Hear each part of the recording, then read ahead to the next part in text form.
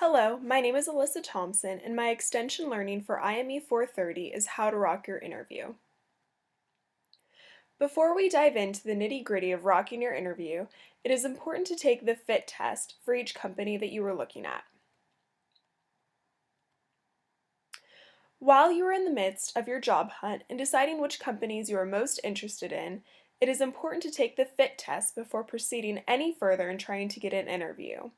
It is important to be clear with yourself that the position and company you'd like to apply for fits your skills, career track, professional and personal objectives, beliefs, and experiences.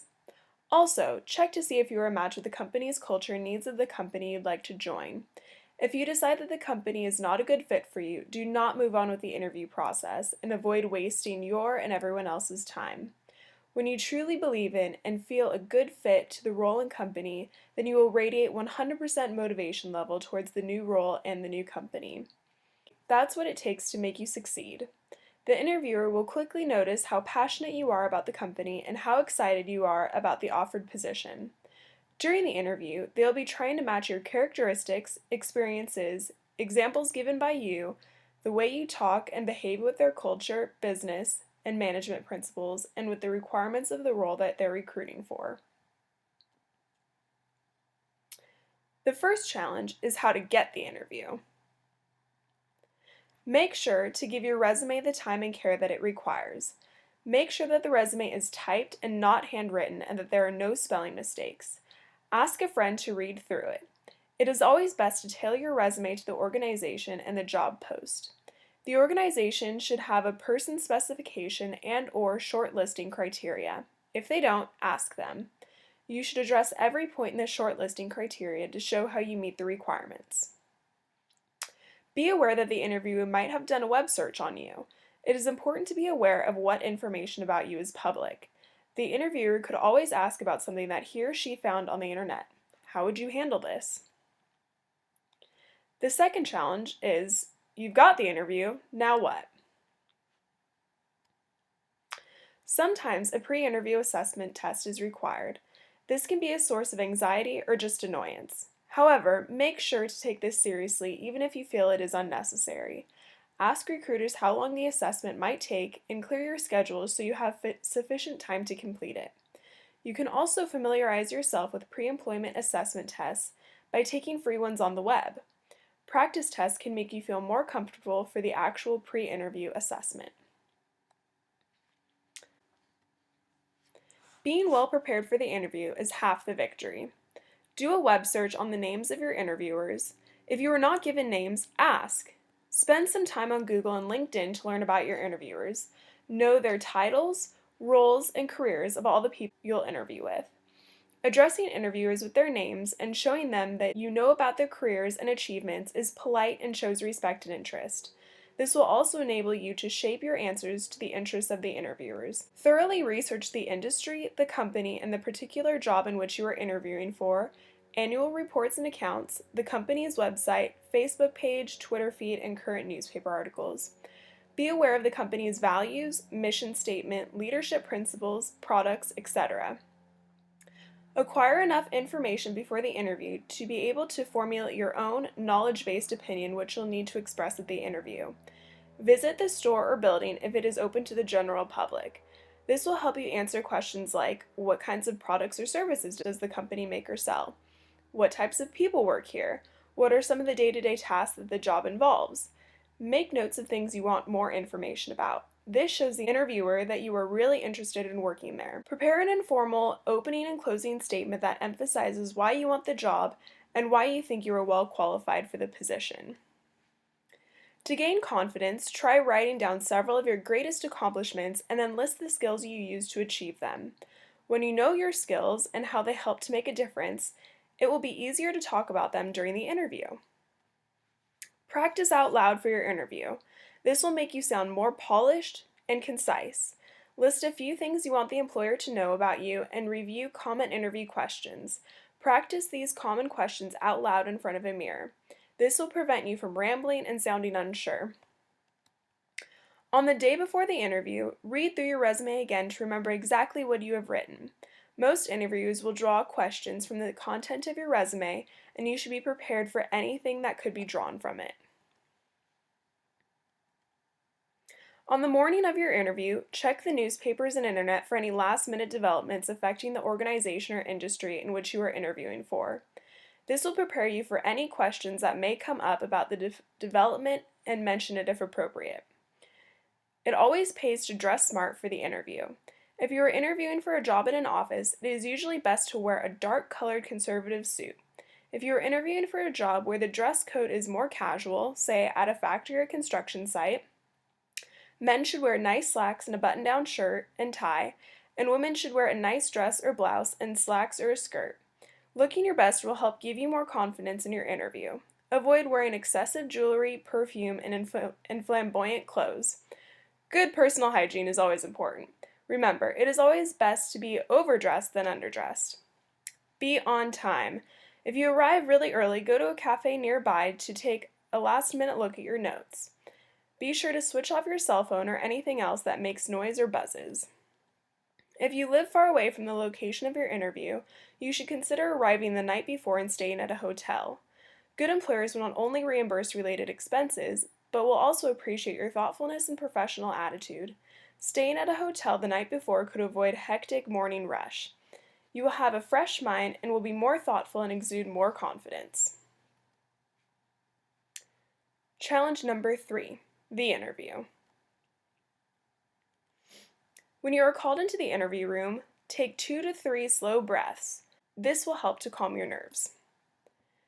Be aware of your body language. When shaking hands, make sure your grip is firm and confident. When answering questions, it is important to make eye contact with the interviewers.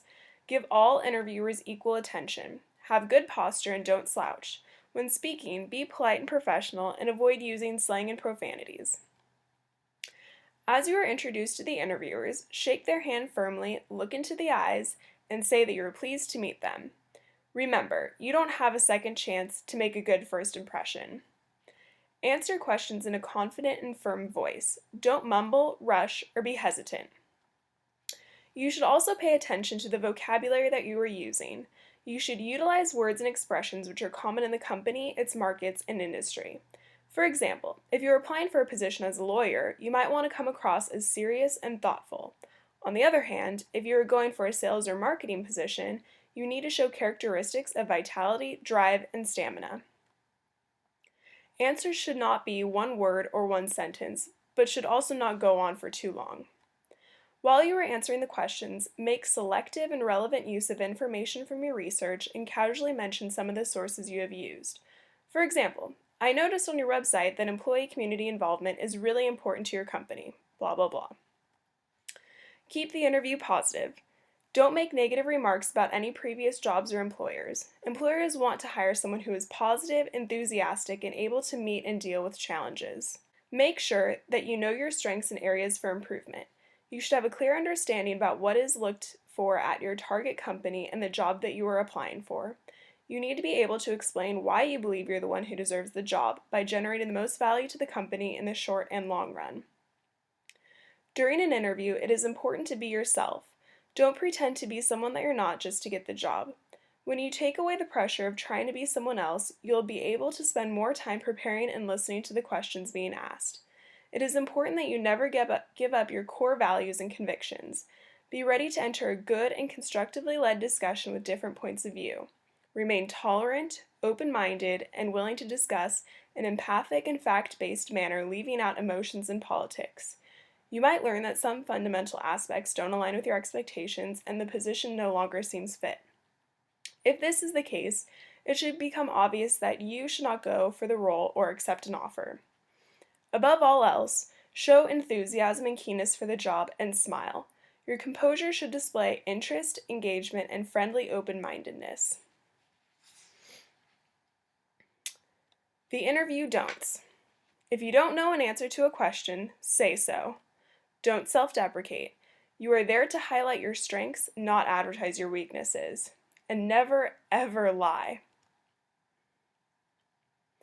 Almost certainly, the opening question in your interview will be along the lines of, will you tell us why you applied for this job, why you want this job, why you think you are suited for this job? If your interviewer does not ask this kind of opening question, gently take control of the interview as soon as possible by saying something like, "Perhaps you would like to know why I applied for this job," and go into your prepared opening statement. You should be ready to answer this question and have mentally prepared a short statement that provides 3 or 4 key points in your favor. Be ready to expand on each of these points if asked. This opening statement should also address the specific questions set out in the short listing criteria. If the organization is a commercial one, this opening statement should identify what the product or service that is at the core of the company's activities. For example, you could say something like, "I'm excited about the possibilities that your software presents for giving companies a competitive edge." If the organization is a political, campaigning, or voluntary one, you should be sure to identify what the values of the organization. For example, you could say something like, "I really care about providing clean water to third world countries because I believe everyone has a right to clean water." Interviewers use the same questions over and over again. This is good because you, as the interviewee, can prepare for them. Think about the likely questions, all of which can be found through an easy Google search, and plan how you would answer them by making bullet point notes, which you should memorize point by point. Think of the worst question you could be asked. Plan on how you would answer it. Now that you've prepared for the hardest question, any other questions will not be that tough for you. Everyone's most hated question is, "How old are you?" It would be good to know that this is actually illegal to directly ask this. Instead of answering, figure out what the interviewer is trying to learn something about your ability to do the job. Ask your own question in return to determine the interviewer's underlying agenda. Think of actual experiences that illustrate qualities that you would bring to this job and use these answers to the questions. Interviewers are looking for concrete examples of how you handle things like teamwork and stress. The interviewer will also be looking for evidence of commitment, motivation, and reasonable ambition. Almost always, the interviewer will ask about your strengths and weaknesses. The strengths should be a reaffirmation of your opening statement. As far as your weaknesses go, do not actually admit to any, but instead express these weaknesses as strengths. For example, you could say something like, "I tend to be a bit too conscientious and want to get everything right." Don't miss an opportunity to establish a dialogue on a level playing field with the interviewer. If you are curious about something, didn't understand something, or would like more explanation about something, then you need to ask. It is what an experienced interviewer would expect. You only get out of the interview what you put in. Typically at the end of the interviewer will ask you if you have any questions about the company or the job. Have 3 to 4 good questions ready. It is always good to ask a question which shows the interest in the future prospects of the company, overall strategy, and what the interviewer considers as being crucial to being successful on the job. As far as the job is concerned, ask questions that show interest in the future, like, "What are the training opportunities in this job?" Or, "What chances are there for promotion in this position?" The final question of the interview is almost always along the lines of, "Is there anything else that you would like to tell us?" You should be ready for this question by having mentally prepared a short statement that reaffirms the content of your opening statement, deals with any difficulties that might have come up in the interview, and concludes by emphasizing how much you would like this job and how enthusiastic you would be if you obtained it. If you are not asked this kind of closing question, gently take control of the interview by saying something like, "Before I go, could I just emphasize why I am so keen to do this job?" and proceed into your prepared closing statement. If you could not answer a question to your satisfaction during the interview and have thought about it more during the interview, now is the time to state your better answer. If you are brave enough, ask for an assessment at the end of the interview. That way, if you have a second round interview, you know what to keep up and what to improve. Regardless of how the interview went, it is crucial to express your gratitude for the interview. Always end the interview session by politely saying goodbye. Challenge number 4, after the interview. Immediately after the interview, send the interviewer a thank you note thanking him or her for taking the time to interview you and that you are looking forward to receiving their answer. If you are interviewing with multiple companies, it is crucial to send a customized thank you note. Make sure that each thank you note shows the correct company and recruiter name. Be specific and show off your listening skills. If you discussed a particular trend or issue, mention it again in your thank you note and even include a link to a recent news story on the subject. Keep your thank you note professional and avoid being casual. Don't send emails that contain shorthand language or decorative symbols. Refrain from sending hasty and poorly thought out messages from your phone.